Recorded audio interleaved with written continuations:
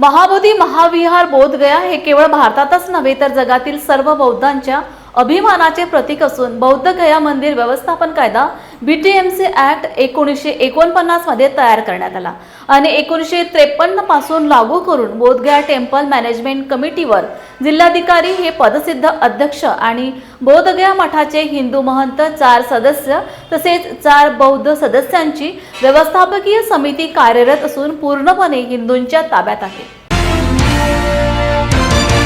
BTMC act कायदा भारतीय राज्यघटनेच्या अंमलबजावणी पूर्वीचा असून बौद्धांच्या मूलभूत अधिकारांच्या विरुद्ध असल्याने बौद्धगया महाविहार हे बौद्धांच्या ताब्यात देण्यात यावेत ही प्रमुख मागणी घेऊन पटना येथील गांधी मैदानावर लाखांहून अधिक बौद्ध भिक्खू व विविध संघटनेचे उपासक यांच्या उपस्थितीत शांततापूर्ण जनआंदोलन करत शांती मार्च बिहार विधानसभेवर काढण्यात आला व मुख्यमंत्री नितीश कुमार यांची प्रत्यक्ष भेट घेऊन महाबोधी महाविहार हे बौद्धांच्या ताब्यात देण्यात यावेत अशी मागणी निवेदन देऊन करण्यात आली।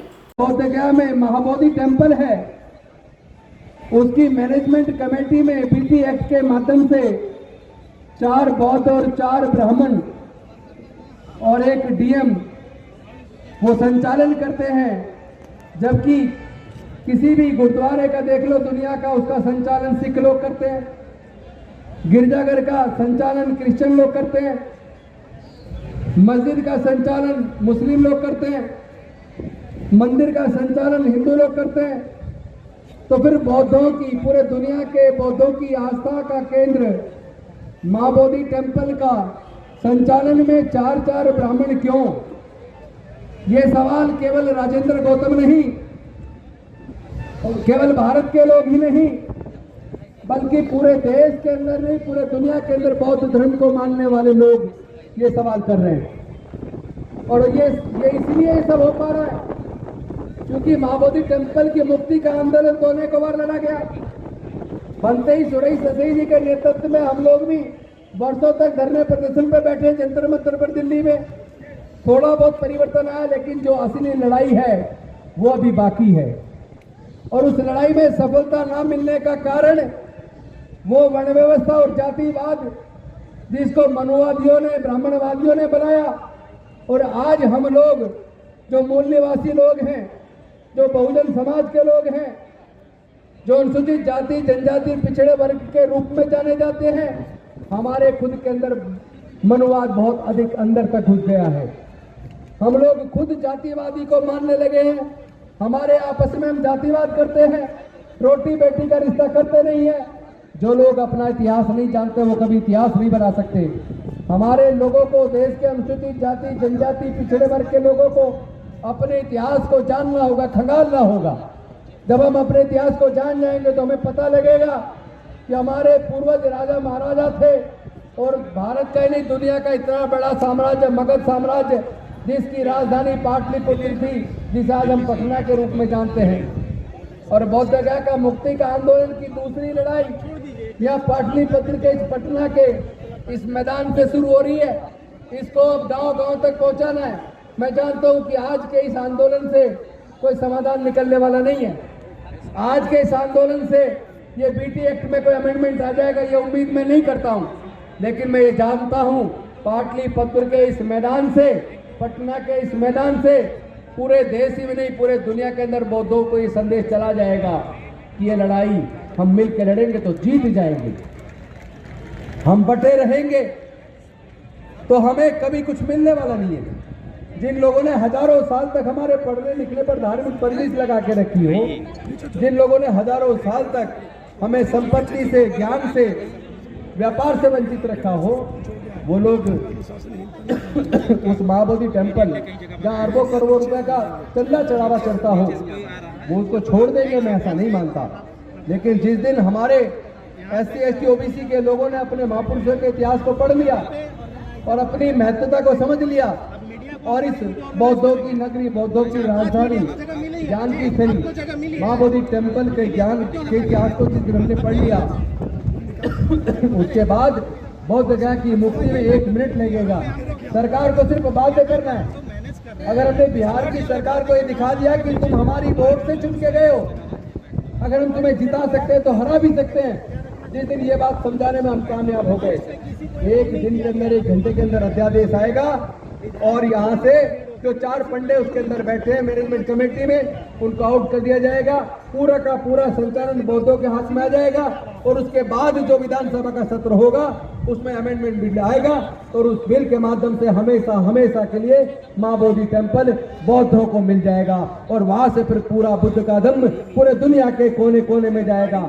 अभी तो सरकारें, जो मिडिल क्लास हमारी आवाज बनी थी, जो डॉक्टर बाबा साहब अम्बेडकर की कुर्बानी की वजह से हमारा पढ़ने लिखने का रास्ता बना, हमारा संसद विधानसभाओं में जाने का रास्ता बना, मंत्री, प्रधानमंत्री, मुख्यमंत्री, राष्ट्रपति बनने का मौका मिला, हमारे पढ़ने के रास्ते खुले, रिजर्वेशन से नौकरी के रास्ते खुले, नौकरी से पैसा आया, थोड़ा मिडिल क्लास बना, तो इन्होंने देश के सारे सरकारी संस्थानों को प्राइवेटाइज कर दिया, शिक्षा को इतना महंगा कर दिया कि हमारे हाथ से शिक्षा छिन जाए।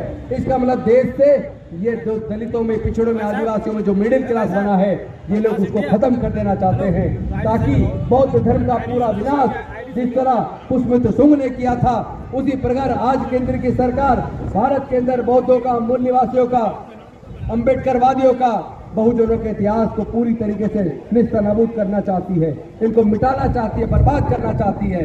मैं इस मंच के माध्यम से लंबा भाषण देने की बजाय सिर्फ एक मांग करता हूं, देश के अनुसूचित जाति, जनजाति, पिछड़े वर्ग के लोगों, अपने पूर्वजों के इतिहास को पढ़ लो।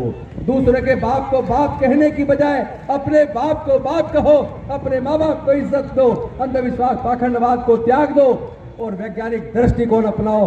जब हमने पूरे दुनिया को बुद्ध दिया, हमने पूरे दुनिया को शांति, मानवता का संदेश दिया, हमने पूरे दुनिया को समता, स्वतंत्रता, बंधुता और न्याय का संदेश दिया, और ये संदेश तथागत बुद्ध ने, हमारे आराध्य ने, हमारे जिनका आचरण करके, जिनके धम्म के माध्यम से हम लोगों में शक्ति आई है, ऊर्जा आई है, हम केवल बुद्ध के धम्म को आत्मसात कर लें, बुद्ध के ज्ञान को अंगीकार कर लें और अपने बीच फैले हुए जातिवाद को खत्म कर दें, आपस में रोटी बेटी का रिश्ता करें और हम सब लोग बुद्ध की शरण में आके बौद्ध बन जाएं। क्योंकि जब हमें पता लग गया हमारे पूर्वज बौद्ध थे, तो फिर हम क्यों गुलाम बने हुए, फिर क्यों अपने बुजुर्गों की सांस्कृतिक विरासत में, बुद्ध के धम्मे में गर्भावस्थी क्यों नहीं कर रहे हैं? बड़ा सैलाब आएगा भारत में, फिर से बड़ा सैलाब आएगा, पूरा भारत बौद्ध में बनेगा, कोई दुनिया की ताकत रोक नहीं सकती। और इस काम को करने के लिए अगर हमें अपने प्राणों की आहुति देनी पड़े, हम उसके लिए तैयार हैं। ये MP MLA मंत्री की कुर्सी बहुत छोटी है, अगर हमारे बुजुर्गों का इतिहास खत्म हो गया तो हम सब खत्म हो जाएंगे। हमें अपने बुजुर्गों के इतिहास को भी बचाना है, अपनी सांस्कृतिक विरासत को भी बचाना है, अपने आने वाले बच्चों के भविष्य को भी बचाना है। इसलिए मैं आप सबसे निवेदन करता हूँ, तथागत के बुद्ध के धम्मे में आइए, अपने बुजुर्गों की सांस्कृतिक विरासत में गर्भावस्थी कीजिए और ये जो महाबोधि टेम्पल है इसको तो हम मुक्त करा के छोड़ेंगे। बहुत बहुत धन्यवाद। नमो बुद्धाय, जय भीम। पाटना स्थित गांधी मैदान, जिसे अशोक मैदान के नाम से भी जाना जाता है, इस रैली में यहाँ पर आए हैं।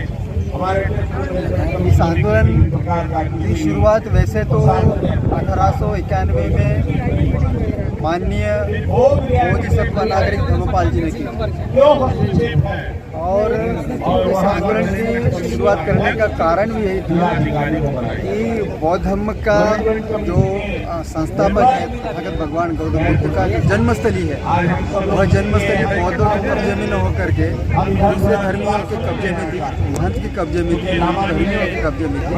उसके अगेंस्ट में इसका आंदोलन चलाया गया।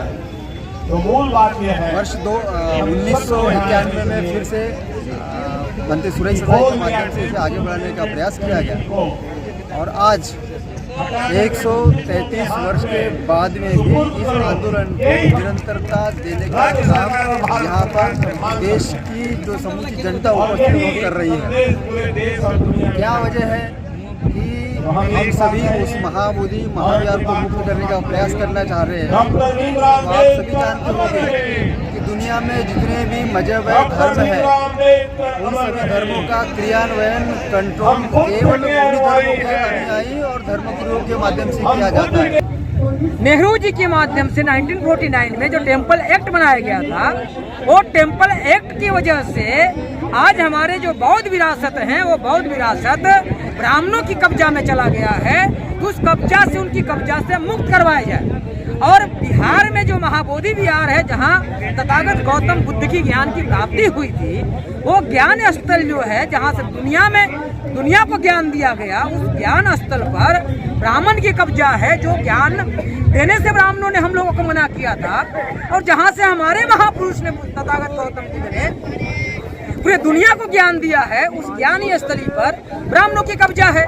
तो कल हमें ज्ञान नहीं देना चाहते हैं, आज हमें कैसे ज्ञान दे सकते हैं? जिन लोगों ने बुद्धिज्म को नष्ट किया, जिन लोगों ने बुद्धिज्म के विरासत को नष्ट किया, जिन लोगों ने बुद्धिज्म के इतिहास को नष्ट किया, जिन लोगों ने बुद्ध को नष्ट किया, जिन लोगों ने सम्राट अशोक को नष्ट किया, जिन लोगों ने बृहद्रथ की इसी मैदान में पुष्यमित्र शुंग नाम के ब्राह्मण ने हत्या किया, ये लोग कैसे बौद्ध विरासत को बचा सकते हैं? ये हम लोगों ने एक बहुत बड़ा सवाल पैदा किया, और इसी सवाल को पैदा करके लोगों में प्रचार और प्रसार किया। तब आज यहाँ लाखों लोगों की संख्या में अलग अलग संगठनों धर्म के लोग और अलग अलग सामाजिक समूह के लोग यहाँ एकत्रित हुए।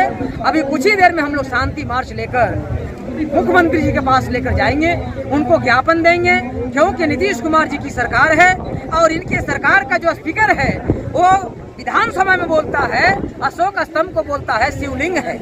हमारे समाज के हैं, यादव हैं, लेकिन वो यादव जी को समझ में नहीं आ रहा है लिंग कैसा होता है और स्तंभ कैसा होता है। वो लिंग और स्तंभ में भी समझ में नहीं आता है, वो कैसे स्पीकर बन गए, कैसे विधायक बन गए। आज अंते अनागरिक धम्मपाल की जयंती 160वीं जयंती के उपलक्ष्य में पहले तो आप सभी लोगों को मैं बधाई देता हूं। आज हमारे यशवंत आम्बेडकर जी, जो डॉक्टर बाबा साहब आम्बेडकर के पुत्र थे, उनका भी आज जयंती है, तो उसके लिए आप सभी लोगों को बधाई देता हूं। आज हम लोग ये पटना के गांधीनगर मैदान में आए हैं। यहाँ बुद्धिस्ट फोरम और बाकी इंडिया की जितनी भी सारी संस्था है, वो सब मिलके यहाँ एक बहुत बड़ा आंदोलन का कार्य शुरू होने जा रहा है। बुद्ध गया में जो मंदिर है भगवान बुद्ध का, वो मंदिर जो है उसकी जो बीएमसी कमेटी है 1949 में जो कमेटी बनी थी, उसमें हमारा संविधान लागू होने के बाद में उसमें भी चेंज करना चाहिए, उसमें फेरफार करना चाहिए।